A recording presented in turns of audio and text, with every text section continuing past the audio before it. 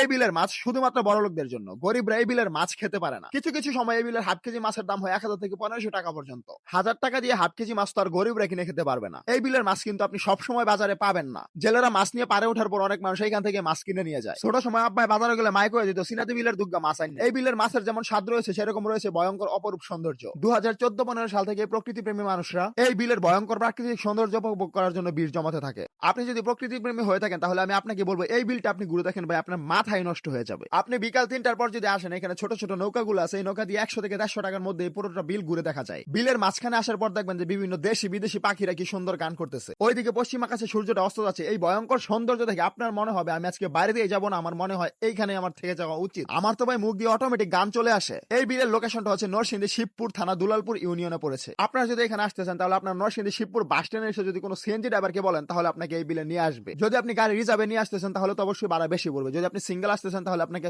প্রথমে আসতে হবে ২০ টাকা দিয়ে দুলালপুর, দুলালপুর থেকে হচ্ছে ২০ টাকা দিয়ে চিনাদি বিলে।